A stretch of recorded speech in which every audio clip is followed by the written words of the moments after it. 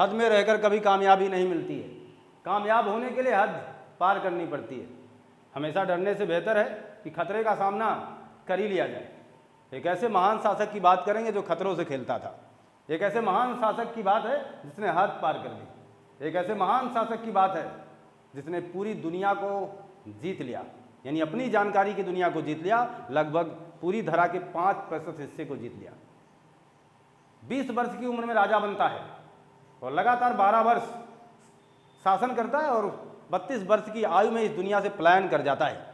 परंतु जब तक जिया है शान से और जब मरा है तो भी शान से। हम बात कर रहे हैं सिकंदर महान की। सिकंदर महान यूं ही महान नहीं कहा गया। सिकंदर महान 323 ईसा पूर्व 323 BC ईसा पूर्व बेबीलोन में मर जाता है मलेरिया की वजह से।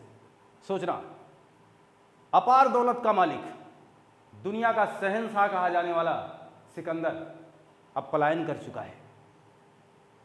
यानी अपार दौलत भी, अपार धन संपदा भी, सारे ऐशो आराम भी आपको मौत से नहीं बचा सकते हैं।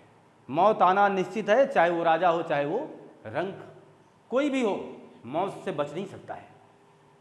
सिकंदर महान जो कि दुनिया जीतने के सफर पर निकला था, जिसने अपनी पत्नी से वादा किया, जिसने अपनी पत्नी रुखसाना से कहा कि तुम डरना मत, मैं लौट के वापस आऊंगा और पूरी दुनिया का फतह करना जा रहा हूं, फतेह करने के लिए जा रहा हूं और साम्राज्य विस्तार करके मैं वापस आऊंगा। जिसकी पत्नी दरवाजे पे लगातार 12 वर्षों तक इंतजार करती रही कि यह कब आएंगे, हमारे पति कब आएंगे, कब आएंगे, आए नहीं। और आते भी कैसे, जब बेबीलोन में उनकी मौत हो जाती है। सिकंदर महान पूरे पश्चिमी देशों को जीत लेता है, भारत की तरफ बढ़ता है, अपने विस्तार, अपने साम्राज्य के विस्तार के लिए मैसेडोनिया से चलता है और अपने पिता के दिए गए सीख को, अरस्तु की दी गई शिक्षा को अपनाकर पूरी ताकत के साथ, पूरी शिद्दत के साथ भारत की तरफ आक्रमण करता है।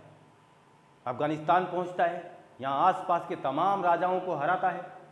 भारत उस समय सोने की चिड़िया कहा जाता था और इसी बात को सोच करके सिकंदर ये चाहता था कि मैं भारत पर कब्जा करूंगा और पूरा भारत हमारा होगा।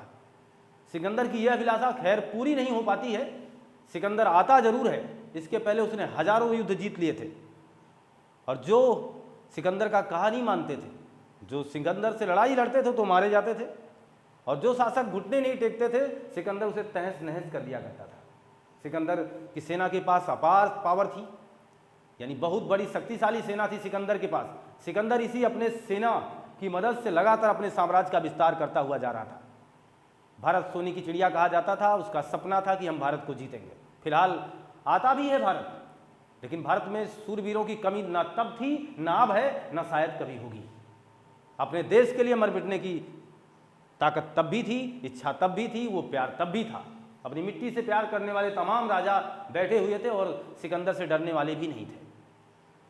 लेकिन एक बात थी, भारत में आज भी है, कल भी है, शायद हमेशा रहेगी। एक दूसरे से जलन, एक दूसरे से द्वेष, एक दूसरे से ईर्ष्या करने वाले राजा भी थे। इसी कड़ी में तक्षशिला के राजा अंभी, जो कि राजा पुरु के राजा पोरस से द्वेष रखते थे और पोरस के पास बहुत बड़ी सेना थी। सिकंदर महान आता है, अंभी उस सिकंदर महान से मिल जाता है और कहता है कि मैं तुम्हें बताऊंगा रास्ता कि किस तरीके से इसे मारना है। अच्छा, सिकंदर महान यही चाहता भी था। सिकंदर इसी चाहत में था कि मैं किसी तरीके से भारत पर फतेह करूंगा। अंभी तो डर गया, पहले ही घुटने टेक दिया। अब सिकंदर महान आगे आता है, पोरस को हराता है। आप ये सारी बातें, झेलम नदी के किनारे युद्ध होता है, हाइड स्पीड युद्ध, बहुत ही भीषण युद्ध। लेकिन इसके बाद ये कहा गया इतिहास में कि सिकंदर ब्यास नदी के भयंकर तूफान को देख करके, भयंकर रूप को देखकर वापस लौट जाता है और रास्ते में बेबीलोन में उसकी मौत हो जाती है। मरने के बाद कौन क्या कहेगा, लेकिन मरने के पहले सिकंदर ने जितनी दुनिया देखी, अपने जीवन काल में उसने जो भी देखा, इतने बड़े साम्राज्य विस्तार करने के बाद जब वो मौत के करीब था तो तमाम हकीम उसके पास बैठे हुए थे। राजा को बचाने की पूरी होड़ चल रही थी, क्योंकि इसने तमाम साम्राज्य को जीता था। तो जितने हकीम रहे होंगे आकर के वहां बैठ चुके थे, एक से बढ़कर एक हकीम सिकंदर का इलाज कर रहे थे। और सिकंदर कि जब मौत करीब आती है तो सिकंदर अपनी 3 अनमोल विचार कह सकते हैं, अंतिम 3 इच्छा कह सकते हैं, इस दुनिया को देने का काम किया। सिकंदर महान ने कहा कि जब मेरा जनाजा उठेगा तो मेरे जनाजे को ये हमारे साथ बैठे हुए हकीम कंधा देंगे। जानते हो क्यों? ये पहली इच्छा थी उसकी। यानी हम सिकंदर महान की 3 महत्वपूर्ण इच्छाओं को आपके सामने रखना चाह रहे हैं। सिकंदर महान मरने के पहले अपनी पहली इच्छा में कहता है कि जब मेरा जनाजा निकाला जाएगा तो मेरे जनाजे को कंधा मेरे बगल बैठे हुए हकीम देंगे, जिससे दुनिया को पता चल सके कि तमाम हकीम मिलकर के भी इस मौत को नहीं हरा सकते हैं। ये पहली इच्छा थी। दूसरी इच्छा सिकंदर की क्या थी? सिकंदर ने कहा जिस रास्ते से मेरा जनाजा निकाला जाएगा उस रास्ते में बेशुमार दौलत जो मैंने जीती है तमाम राज्यों से, तमाम साम्राज्यों से, मेरे रास्ते में बिखेर दी जाए, जिससे ये दुनिया जान सके कि तमाम दौलत होते हुए भी मौत को कोई हरा नहीं सकता है। और तीसरी और महत्वपूर्ण आखिरी इच्छा सिकंदर महान की, सिकंदर ने कहा कि जब मेरा जनाजा उठाया जाए तो मेरे दोनों हाथ जनाजे के बाहर हों, जिससे इस दुनिया को पता चल सके कि आदमी चाहे जितना बड़ा हो, चाहे जितने बड़े साम्राज्य का मालिक क्यों ना बन जाए, लेकिन वो खाली हाथ आता है और खाली हाथ चला जाता है।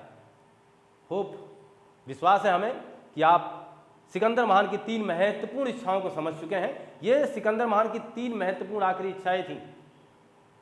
Thanks for watching.